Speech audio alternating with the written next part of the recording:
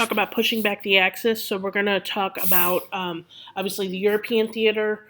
We're going to talk about D-Day and the push back into Europe from the United Kingdom, and then we're going to talk about the uh, American push against the Japanese in the Pacific as well. Okay, so here we go. All right, so striking back at the Third Reich. So Winston Churchill and Roosevelt in January of 1943 are going to meet at what is called the Casablanca Conference, because this happens in Casablanca, which is in Morocco. And their goal was basically to plan the next stage of the war. And so they decided to increase bombing of Germany. And the goal was, with that bombing, was to destroy the military, industrial, and economic system. So this does not happen. But it is effective in that it does cause a severe oil shortage and it does destroy railroad and aircraft in Germany. And so as a result of that, if any allies decide to land in France, which FYI they will, they could not be bombed by the aircraft from Germany. Okay, so they also decided that they're going to attack Sicily too. So they're going to go into France, and then they're also going to move up into Italy by way of Sicily. Okay, so you can see this was the planned invasion here. So you can have the U.S. Army, the British Army are going to invade Sicily, and then they're going to push up into Italy, which is just right here. Okay, right next to it. So General Eisenhower was commander of this invasion, and they will capture the island. And then after that, Mussolini is going to be placed under arrest by the King of Italy, which is going to be short-lived. So don't get too excited yet. So September 8th, 1943, Italy surrenders, but Hitler is going to bring his troops into, and he's going to take control of Italy, and he's going to put Mussolini back in power. Okay, so Mussolini no longer arrested. But May of 1944, the Germans are going to retreat, and then Italy's going to fall to the Allies. And then FDR, Stalin, and Churchill, their nickname is the Big Three. They're going to meet at Tehran. It's called the Tehran Conference. It's in Iran. And they made several agreements about plans for the rest of the war and for after the war. Okay, because the idea was if we win, here's what's going to happen. Okay, and so they started to hash out those plans. So one of the things that they talked about was an invasion of France. Okay, so this is going to be known as Operation Overlord. This was the code name for the planned invasion of France by the Allies. So General Eisenhower commanded the invasion. Now the Germans did not know when or where the invasion would take place, so there were two possible landing sites. One, which seemed the most likely, was at Pas de Calais, and then the other was at Normandy. Okay, and I'm going to show you a map here. I'm going to show you some pictures here in a second. But Pas de Calais is north, and it's closer.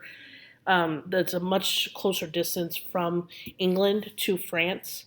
Okay, so the Germans heavily armored that area. Normandy was armored, but not nearly as much, because Hitler built what he called the Atlantic Wall. And it was just a line along the coast of just fortifications of Germans. And so they had these bunkers, and then they had these cannons in these bunkers that could shoot ships like miles away. And I mean, they're huge, huge cannons. And so this was not an easy place to invade either way. But Normandy was less guarded than Pas de Calais was. And the reason for that is you can see from Pas de Calais, you can see across the channel and see Britain. And what they did is they had like a fake army set up, like they were looking like they were going to invade. And I'll show you some pictures of that as well. So they actually do invade Normandy. And June 6, 1944, there was a lot of preparations for this, a lot of conditions that had to happen.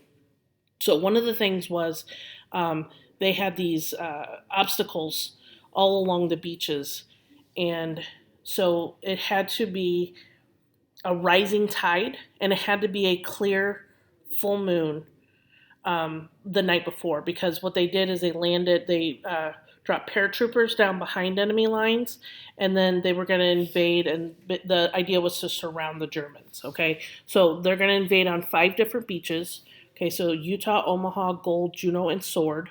And Omaha was the hardest one. Okay, so the others were not easy, but much easier than Omaha. Omaha was the most heavily fortified. But General Omar Bradley actually had planned an evacuation of Omaha Beach But what ended up happening was our troops pushed forward, and then eventually the invasion succeeded. But this right here, this is one of the Amtraks they were on. And so what would happen, I don't know if you've ever seen the movie Saving Private Ryan, but this right here is a door, and they would drop it, and then the troops would go out. Well, when they dropped that door, um, if there was a machine gun on you, I mean, it just destroyed all those troops. It was nuts, and that is depicted in that movie Saving Private Ryan as well.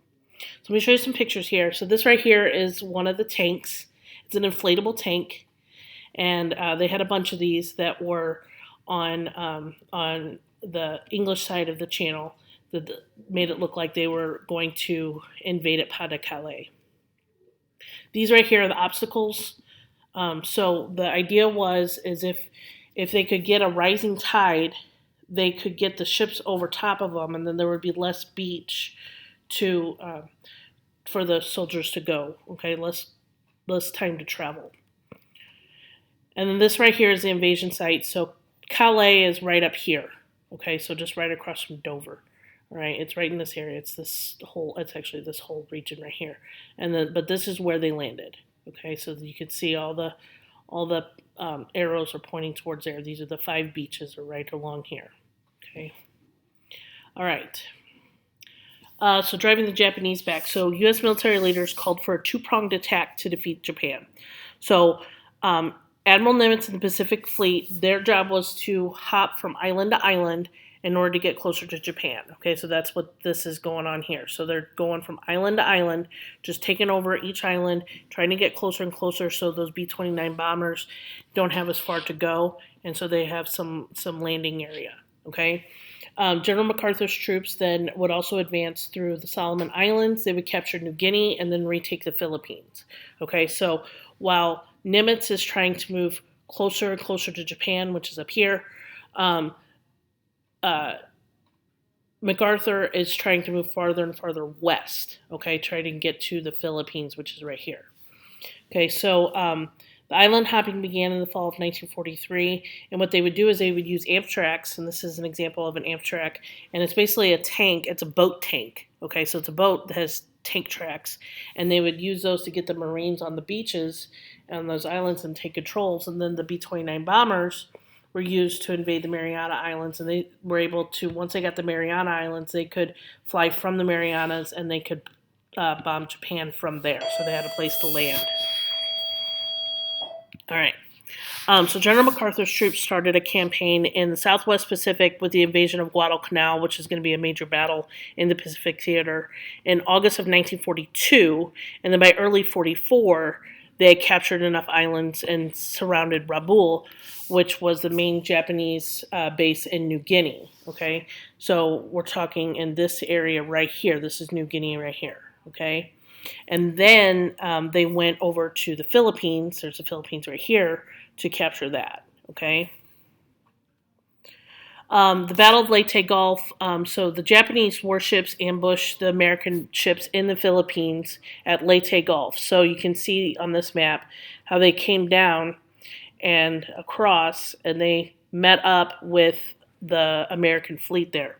And so this was the largest naval battle in history, and the Japanese used kamikaze attacks, okay, which I'm sure you've heard of, but kamikaze attacks are where they would deliberately crash their planes into our ships. So what they would do is each pilot was given a ship that it was like their responsibility to sink, okay? And so if they were damaged or they were out of ammunition or whatever, it was still their job to sink that ship if it was still up. So what they would do is they would just drive their plane right into it and try to sink it. And so the Japanese eventually, they will retreat, fearing the American ships were on the way, that we had reinforcements coming. And then Manila, which is the capital of the Philippines, was left in just ruins. Over 100,000 Filipino civilians died during that battle. All right, and that's all I got for you guys today. Don't forget to do your processor and enjoy the rest of your day.